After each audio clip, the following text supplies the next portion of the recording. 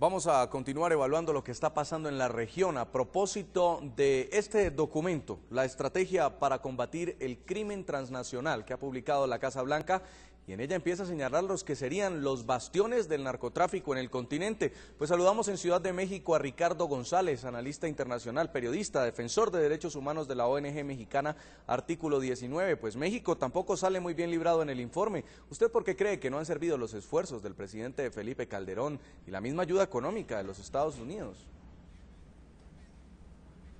No, claramente ha habido una ayuda económica, pero me parece que antes de entrar a hablar directamente, digamos, el problema aquí en México no necesariamente tiene que ver exclusivamente con la falta de recursos o de capacidades para poder hacer frente a este flagelo.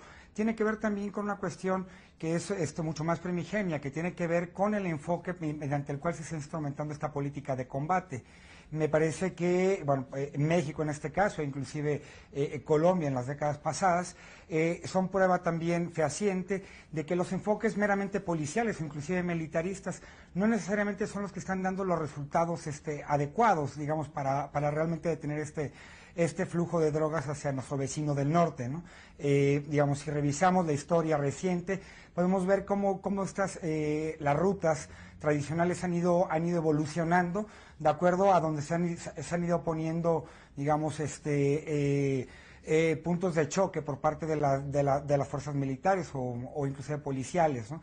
En la ciudad en nuestro país. Entonces, para nosotros es bien importante también señalar que no solo es hay que analizar este tema desde el punto de vista militar o geoestratégico, sino también hay que incorporar aquí el elemento, por ejemplo, de la deuda social que se está generando a través de la instrumentación de esta política meramente policíaca, ¿no? En donde, bueno, tenemos ya aproximadamente más de 40,000 muertes en el sexenio del presidente Calderón, que fue quien inició este combate frontal en contra de estos grupos criminales. Y sin embargo tenemos dos indicadores con respecto al éxito o no éxito de esta política. Primero es el número tan grande y que continúa creciendo de víctimas, casos que no están siendo investigados con diligencia y que simplemente están siendo puestos en una especie de saco de impunidad, señalando que al estar relacionados con temas relacionados con el crimen organizado, pues prácticamente el Estado renuncia a investigarlos, ¿no? Y esto está teniendo también un efecto concreto, no solo en la sociedad, sino inclusive, digamos, en futuras generaciones. Este sería el primer elemento. El segundo también es que, bueno, México, al igual que como lo mencionaban los otros compañeros, ha dejado de ser solamente un país de tránsito para también convertirse en un lugar de consumo de este tipo de drogas, ¿no? O de sustancias ilícitas, ¿no? Entonces, por ejemplo, cuando vemos que avanza la despenalización del consumo de, por ejemplo, marihuana en California, pues esto ha tenido un efecto concreto en la producción de marihuana mexicana y obviamente en algún lado están colocando ese tipo de mercancías, ¿no? Y hoy por hoy, bueno, México se está convirtiendo también en un ávido consumidor de estas sustancias. Me parece que esta política se queda corta también por el simple hecho de que tiene un enfoque verdaderamente reducido y que no están atendiendo el problema desde un punto de vista holístico, ¿no? Es un problema social, es un problema de salud pública, además de ser un problema de seguridad nacional.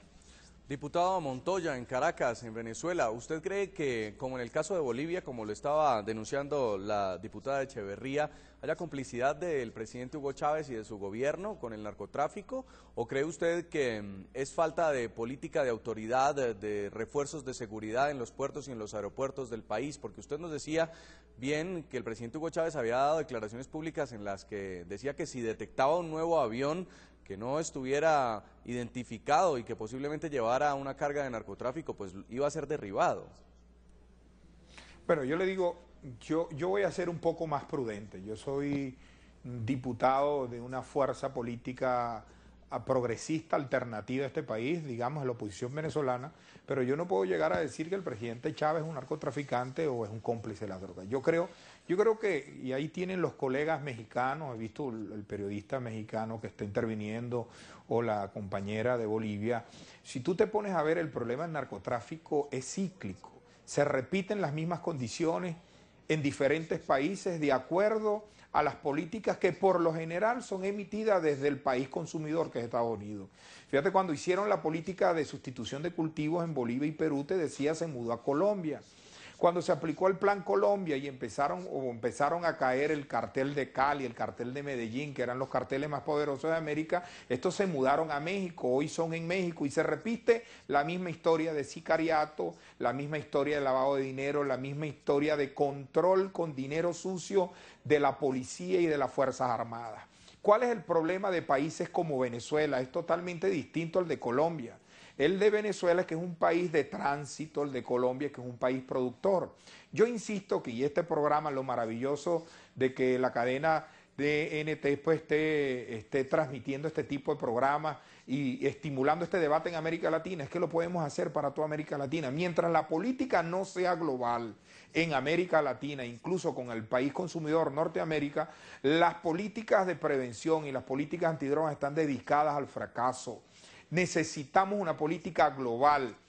El otro es cuando nosotros intentamos meter el tema político en el tema narcotraficante, entonces empieza la credibilidad a romperse. Entonces le damos el argumento a Chávez, que ha sido negligente en la lucha antidroga, que ha sido que al romper con la DEA y al ser negligente con la lucha antidroga se hace cómplice, pero eso es la política lo que la hace cómplice. Entonces, pero le damos el argumento de que el imperialismo yanqui quiere afectar nuestra economía o el proyecto revolucionario del presidente Chávez, tal como lo aplica, acabo de escuchar hace rato al presidente Evo Morales, con el mismo argumento. Siempre los Estados Unidos, a mi manera de ver, comete un error en hacer análisis de la política antidroga y aplicar políticas de manera unilateral, porque le da argumentos a estos presidentes autoritarios, como lo son, para escudarse en el nacionalismo, en contra del imperialismo y esconder, en definitiva, políticas que han sido negligentes en materia del combate antidroga.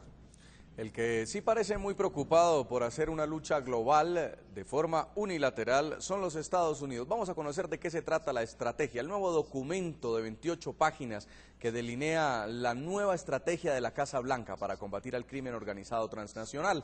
El gobierno estadounidense planea ejecutar 56 acciones dentro de su territorio y con sus aliados internacionales para interrumpir las acciones de 63 grupos narcotraficantes, 29 de los cuales tienen nexos con grupos terroristas como las FARC en América Latina y Al-Qaeda en el Medio Oriente y en Europa. La estrategia para combatir el crimen organizado que presentó esta semana el gobierno de los Estados Unidos contempla 5 objetivos: proteger a los estadounidenses y a sus aliados de la violencia, combatir la corrupción en los estados permeados por estas organizaciones, romper el poder económico de las mafias transnacionales, derrotar a las estructuras criminales y aumentar la cooperación internacional. Para cumplir estos objetivos, la Casa Blanca planea ejecutar 56 acciones dentro de su territorio y con sus aliados internacionales para interrumpir las acciones de 63 grupos narcotraficantes, 29 de los cuales tienen nexos con grupos terroristas como las FARC en América Latina y Al-Qaeda en Oriente Medio y en Europa. La política estadounidense hace énfasis en la necesidad de desmantelar las redes de distribución de narcóticos y el tráfico de personas, actividades que ejercen grupos delincuenciales como los Zetas en México. La estrategia también contempla la presentación al Congreso estadounidense de un paquete de propuestas para revitalizar el escenario legal dispuesto en territorio norteamericano para frenar a las mafias del narcotráfico. Entre las medidas, el gobierno de Barack Obama contempla modificaciones en los servicios de inmigración para impedir que personas sujetas a restricción de viajes impuestas por la ONU no puedan establecerse en los Estados Unidos. La Secretaría de Seguridad Nacional de los Estados Unidos, en cabeza de Janet Napolitano, supervisará la aplicación de la estrategia.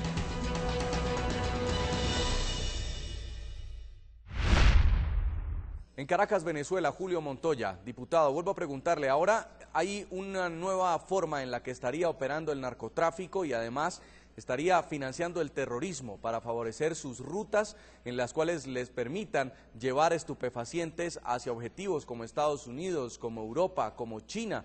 Si se trata de luchar contra las drogas y contra el crimen organizado, y el presidente Chávez ha dicho varias veces que no va a permitir grupos criminales o terroristas en Venezuela, ¿por qué, por ejemplo, no ha acudido a la asesoría de otros países como Colombia, que dice usted, en el cual ya los carteles se han erradicado y se han ido hacia otros lugares como México?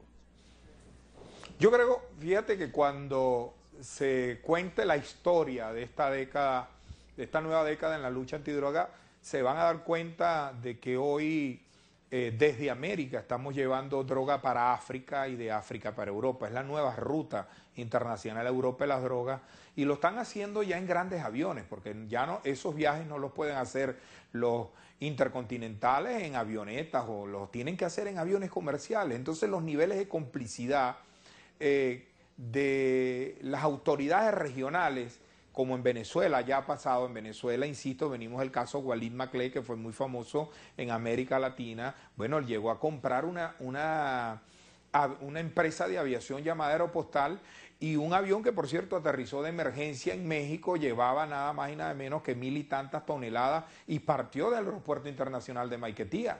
Pero te decía que en África se repite en varias partes de Estados Unidos. Ahora, el centro de este problema de la modernidad del tráfico de droga va a tener que ver con la historia de México, de lo que hagan los mexicanos. Porque si México se sigue descuidando como se ha ido descuidando, y aprovecho que está un periodista también interviniendo en este debate, le va a ocurrir, pero en escala mucho más grande en Jalisco, lo que le ocurrió a Colombia en Medellín y en Cali.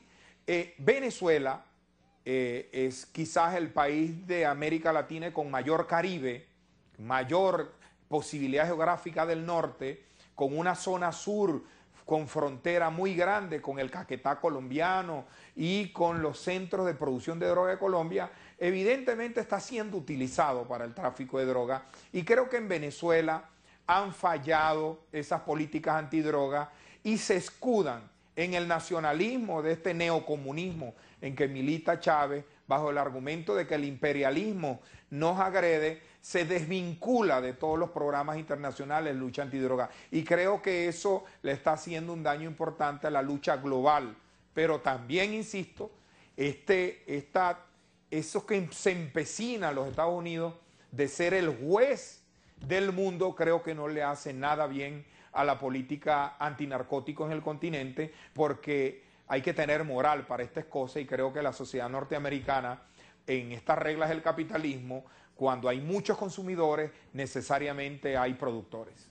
Vamos a volver a Bolivia con la diputada Jessica Echeverría. Diputada, ¿cómo se está realizando este nuevo narcotráfico, además en Bolivia, que ya no solamente estaría radicando en la producción, sino como usted lo estaba denunciando, ahora tiene la influencia de carteles mexicanos, de carteles colombianos? También se está desatando una guerra por este mercado ilegal de estupefacientes en Bolivia. ¿Qué ha pasado en los últimos meses, en los últimos años, y hacia dónde se está orientando entonces este delito en su país, particularmente en el lugar donde usted está, en Santa Cruz? Bueno, hay que partir de un punto que el terror de cualquier narcotraficante es ser capturado por la DEA y pasar el resto de su vida preso en una cárcel 4x4 con un uniforme naranja en una celda estadounidense. Y cuando se enteran de que existe un país donde la DEA no tiene control y donde pueden, digamos, producir libremente cocaína y exportar, obviamente que se trasladan, y es lo que ha sucedido con Bolivia, que de repente hemos tenido una migración de carteles de Colombia, una migración de brasileros, una migración de mexicanos, de rusos, de serbios, que se dedican a la producción y al envío de droga hacia Europa por la ruta de África. Hoy se está dando, digamos, la ruta aérea, se está haciendo el tráfico de cocaína a través de los cielos. Como nunca, el aumento de compra de avionetas y de aviones en Bolivia se ha incrementado y no hay control para poder, digamos, combatir estos carteles que ya se han asentado. ¿Cuál es la información que nosotros tenemos? Que los ajustes de cuenta y los secuestros que hoy se están viviendo particularmente en Santa Cruz es producto de una guerra que se han declarado entre narcotraficantes brasileros contra narcotraficantes colombianos por el control de la ruta del tráfico aéreo hacia Europa para enviar cocaína. Mire, quiero darle un ejemplo. Existe un pueblo que se llama San Germán, dentro de Santa Cruz de la Sierra, donde solamente en ese pueblo están asentados 2.000 colombianos que le enseñan a los campesinos a producir cocaína a través de fábricas portátiles.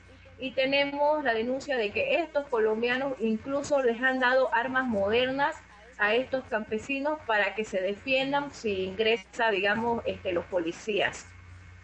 Incluso había otra información que hace rato lo decimos, que cuando se captura a los hermanos Buitrago, se habla de que 3.000 colombianos solamente del cartel del Casanare, que trabajan con el narcotraficante Martín Llanos, ingresaron a Santa Cruz.